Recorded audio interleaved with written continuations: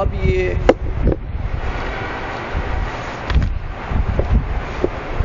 ماتن نے علامہ ابہری رحمۃ اللہ تعالی علیہ نے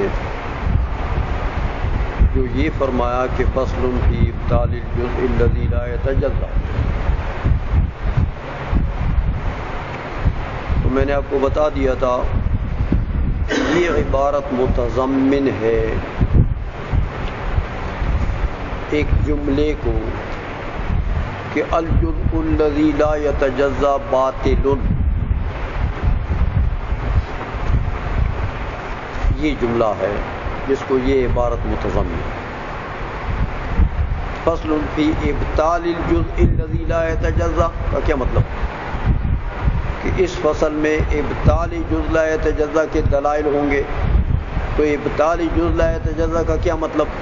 دعویٰ کیا ہوا کہ الجزء الذی لا یتجزا باطل، یہ دعویٰ ہو گیا لیکن یہ ضمن میں پڑا ہوا ہے اس کے۔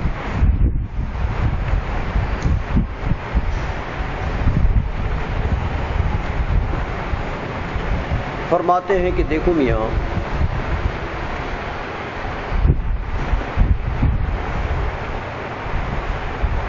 لأنہ سے دلیل دیتے ہیں اس کے اوپر، لیکن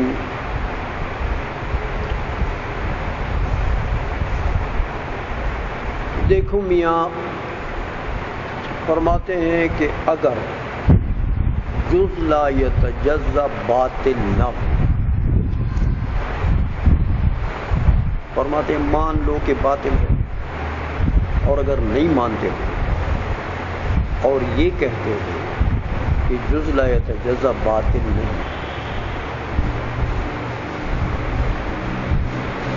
باطل نہیں تو کا معنی کیا ہے کہ جزء لا یتجزا موجود ہے، جزء لا یتجزا ممکن ہے، موجود ہے، تو میاں جزء لا یتجزا اگر ممکن ہے اور موجود ہے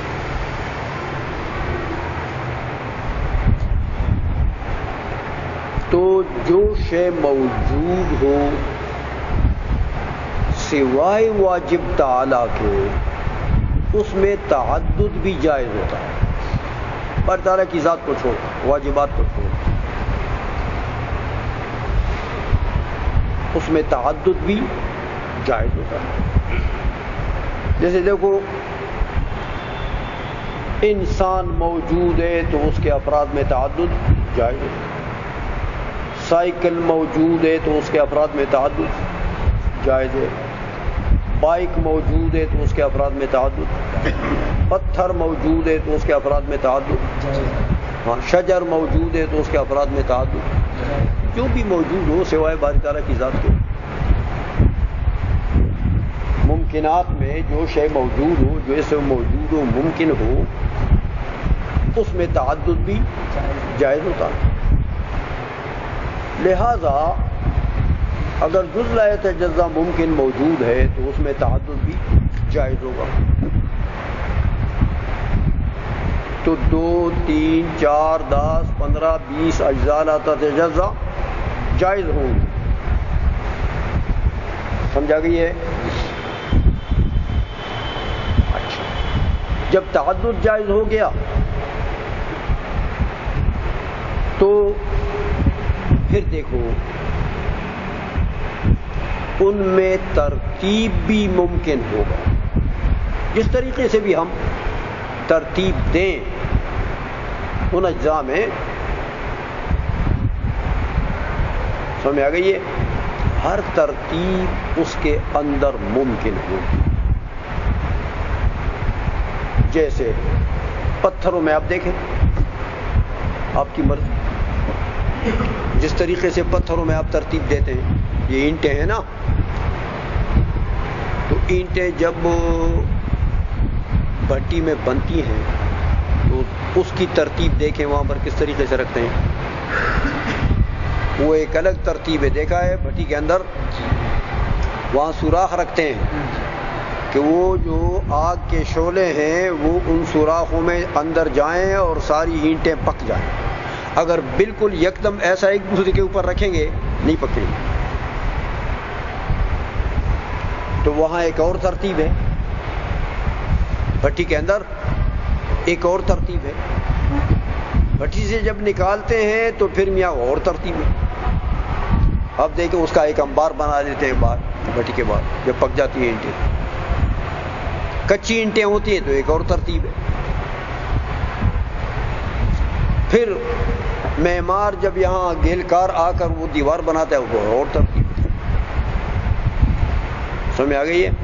تو قاعدہ یہ ہے کہ جس چیز کا وجود ممکن ہے اس میں تعدد بھی ممکن ہوتا ہے، اور تعدد ممکن ہو گیا تو اس میں ترتیبات بھی ممکن ہو گئی، جائز ہو گئی. جو بھی ترتیب آپ کریں ان میں وہ کر سکتے ہیں. یہ تین باتیں جب مان لیں گے آپ کہ جز لا یتجزا موجود ممکن ہے، تو اگر موجود ممکن ہے تو پھر اس میں تعدد بھی ممکن ہوگا، اور تعدد بھی ممکن ہو گیا تو پھر ترتیب بھی ممکن ہوگی. تو چلو آؤ اب میدان. جب ترتیب ممکن ہوئی اب میرے لیے ایک دو کنکریاں تین کنکریاں لے آؤ بھائی چھوٹی چھوٹی. اے شعیب تم چلے جاؤ، چھوٹی چھوٹی کنکریاں تین لے آؤ.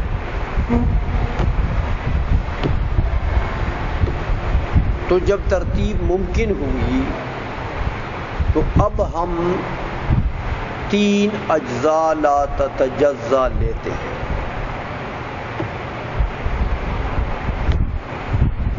تعدد بھی جائز تو تین ہونا جائز، ترتیب بھی جائز ممکن تو ہم ترتیب دیتے ہیں.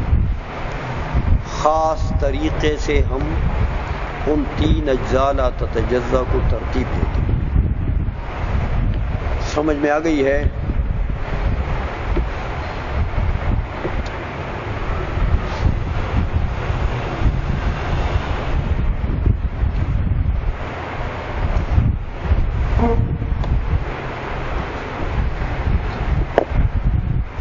بڑی بڑی لے آئے اس کو کون اجزاء لا تتجزا سمجھے گا؟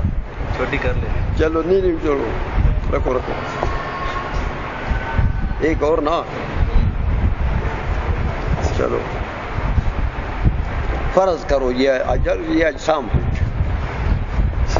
لیکن فرض کرو یہ اجزاء لا تتجزا، تو ہم نے ترتیب دی اس طریقے سے کہ ایک کو درمیان میں رکھا. اے شیوخ ادھر آ جاؤ، اگر نظر نہیں آتا ہے تو سارے ادھر آ جاؤ دیکھ لو.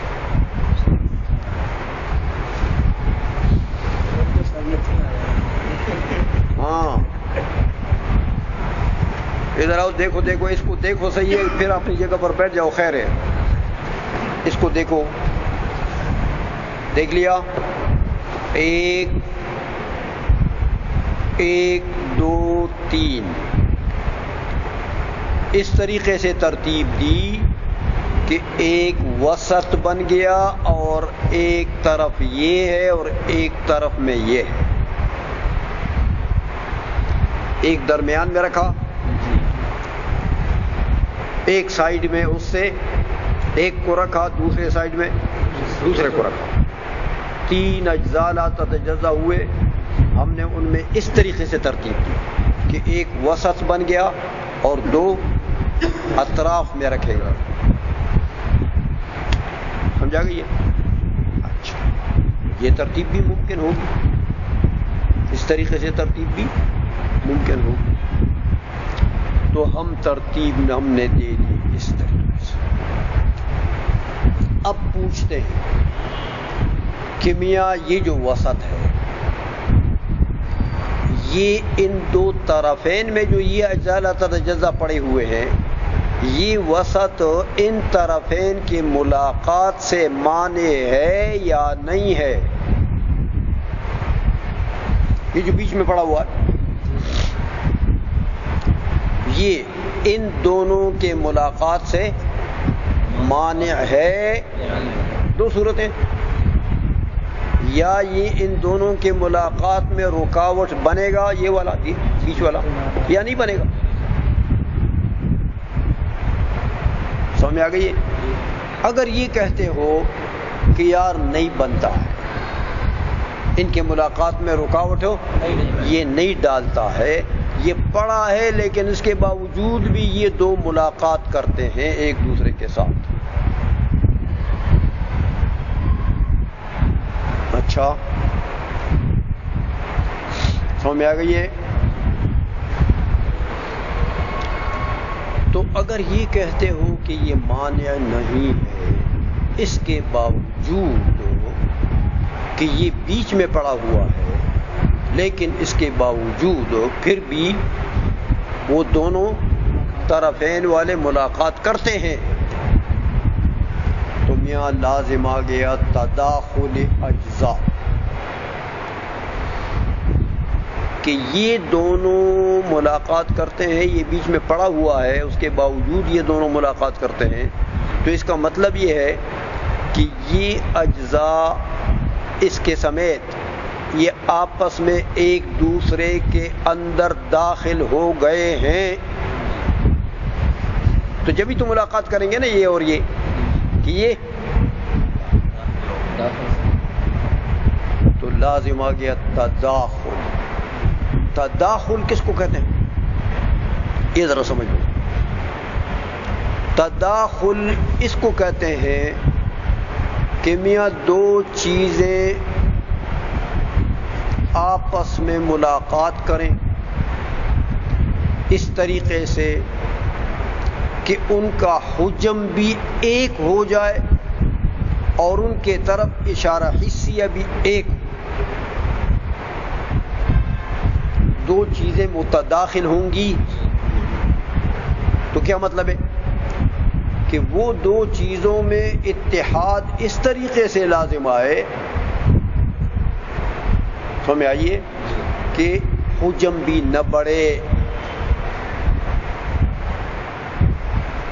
جیسے حجم ایک کا ہے ویسے حجم رہے، چاہے دو متداخل ہو جائے چاہے 10 متداخل ہو جائے، حجم نہ بڑھے.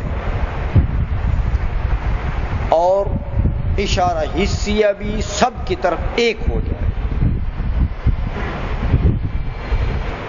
اس کو کہتے ہیں تداخل.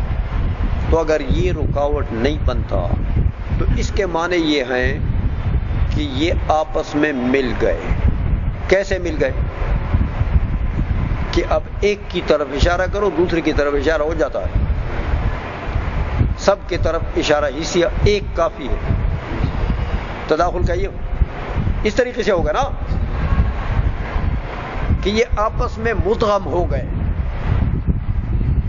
مدغم کے لفظ کو جانتے ہو کہ یہ اجزاء سب آپس میں، کہ اگر یہ رکاوٹ نہیں بنتا ملاقات سے، ان دونوں کے ملاقات سے، تو اس کا مطلب یہ ہے کہ یہ اور وہ دونوں طرفین والے سب آپس میں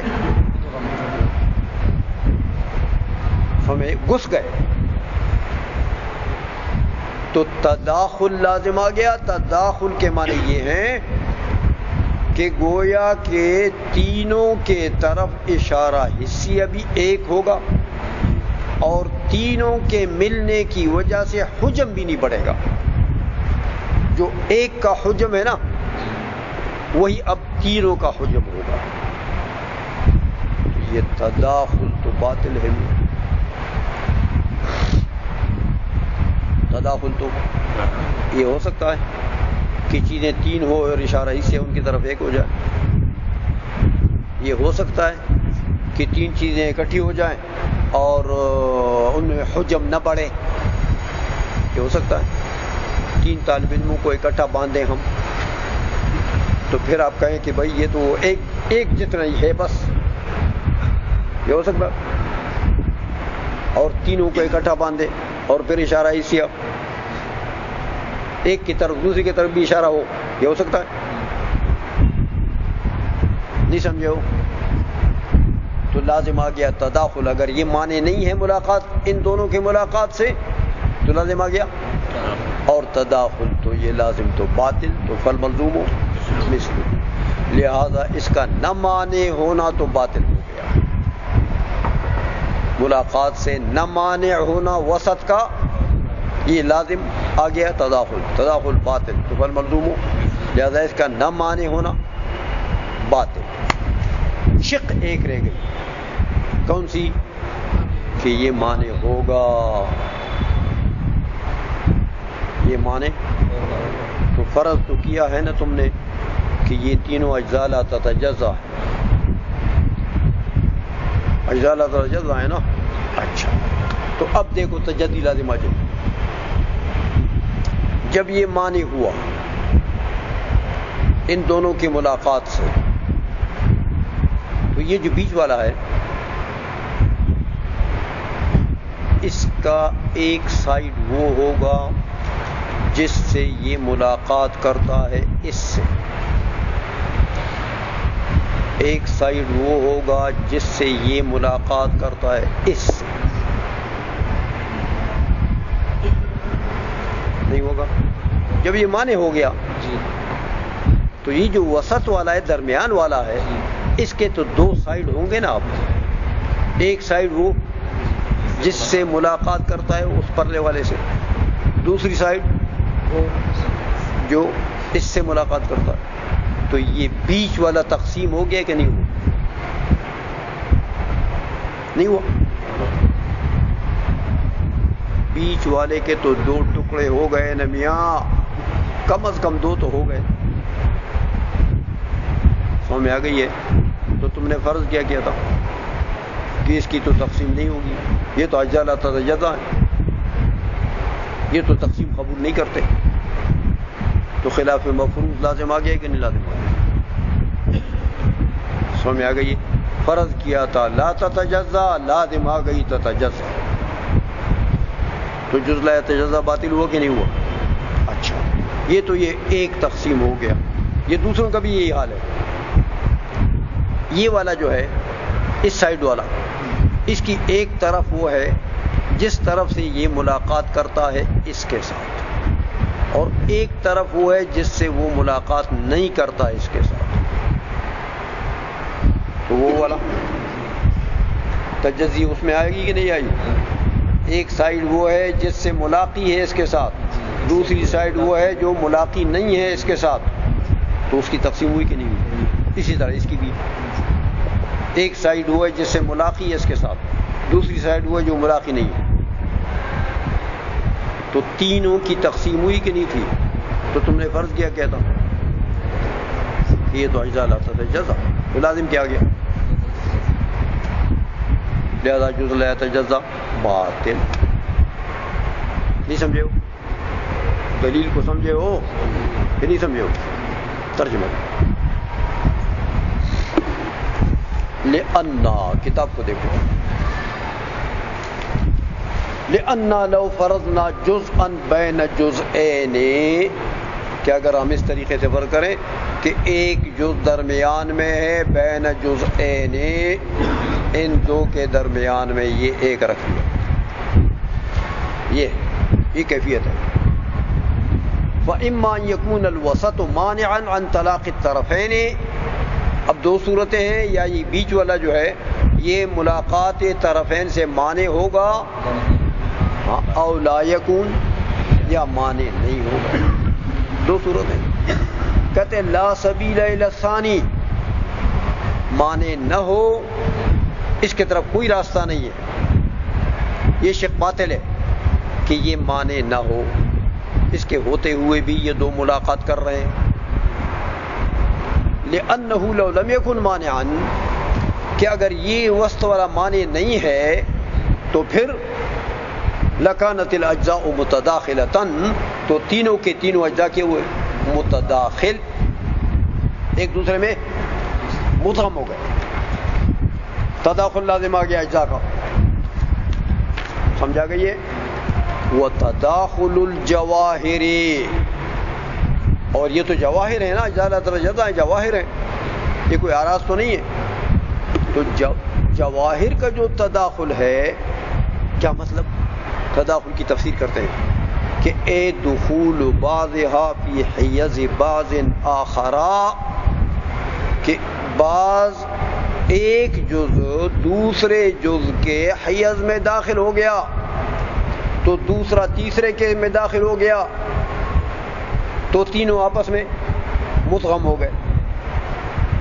اس کا جو حیز ہے وہ اس کا بھی حیز بن گیا، اور جو اس کا حیز ہے وہ اس کا بھی حیز بن گیا، مدغم ہو گیا نا.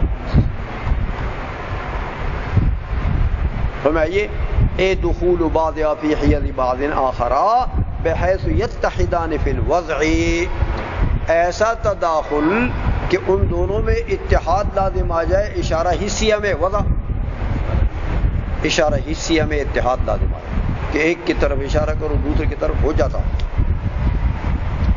والحجم، اور حجم میں بھی اتحاد لازم آ جائے کہ حجم بھی نہ بڑھے، جو حجم ایک کا ہے وہی حجم تینوں کا ہے. اس کو کہتے ہیں تداخل. تو یہ وہ تداخل الجواہر وہ مبتدا ہے، اور محال بالبداہت یہ خبر آ گئی. تداخل الجواہر تو محال ہے میاں، یعنی لازم آ گیا تداخل، اور یہ لازم تو باطل تو فالملزوم، لہذا اس کا معنی نہ ہونا باطل. نہیں سمجھے ہو اے شیوخ؟ اچھا، وہ ایضاً ایک تو یہ خرابی لازم آتی کہ تداخل لازم آتی، دوسری ایک اور خرابی بھی لازم آتی کہ وہ ایضاً فلا یکون وسط و طرف وقد فرضنا الوسط والطرف. اور دوسری خرابی یہ لازم آ گئی جب تداخل ہو گیا تو اب طرف طرف نہ رہا، وسط وسط نہ رہا، کیونکہ حجم ایک ہو گیا. حجم اشارہ حسیہ بھی ایک، تو جب حجم ایک ہو گیا تو اب اس میں آپ طرف اور وسط معلوم کر سکتے ہیں. تو طرف طرف نہ رہا، وسط وسط نہ رہا، تو یہ خلاف مفروض نہیں ہے. ہم نے تو فرض کیا تھا یار یہ ایک طرف ہے اور یہ دوسرا طرف ہے اور یہ درمیان والا ہے، تو خلاف مفروض لازم آ گیا، تو یہ لازم بھی باطل تو فالملزوم، لہذا معنی نہ ہونا باطل. بس اب کہتے ہیں میاں شق ایک رہ گئی ہے کہ فثبت کونہ مانعا من تلاقیہما. اب یہ ثابت ہو گیا کہ یہ وصف کیا ہوگا؟ معنی ہوگا دونوں کے ملاقات سے، معنی ہوگا، تو بس معنی ہو گیا. تجزی لازم ہوگا. کیسے؟ فما به یلاقی الوسط احد الطرفین غیر ما به یلاقی الطرف الآخر. تو وسط کو دیکھو اب، درمیان والا جو ہے فما به، یعنی وہ وسط کا وہ جانب جس کی وجہ سے، جس کے ساتھ وہ ملاقات کرتا ہے احد الطرفین سے، ہاں وہ جانب غیر ہے ما به یلاقی الطرف الآخر، ہاں اس جانب کے جو دوسرے کے ساتھ ملاقات کرتا. اس کا ایک جانب ہوا ہے جو اس سے ملاقات، اور دوسری جانب وہ ہے جو اس سے ملاقی ہے. تو اس وسط میں دو دو دو دو جانبین نکل آئے کہ نہیں نکل آئے؟ تو اس کی تقسیم نہیں ہوئی، تو فرض کیا تھا کہ لا تجزا، لازم آ گئی تجزی. تو میں آئیے فینقسم، لہذا وہ وسط تقسیم ہو گیا، اس میں شے دونوں شے پیدا ہو گئی، تقسیم ہو گیا. اور یہ دوسروں کو تو میں نے بتا دیا کہ یہ بھی تقسیم ہو گیا، یہ بھی ہو گیا، سمجھ میں آ گئی ہے. لہذا جز لا تجزا فرض کیا تھا تو لازم آ گیا کہ اس کی تو تجزی ہو گئی یار، تو پتہ لگا جز لا تجزا باطل ہے. سمجھے ہو؟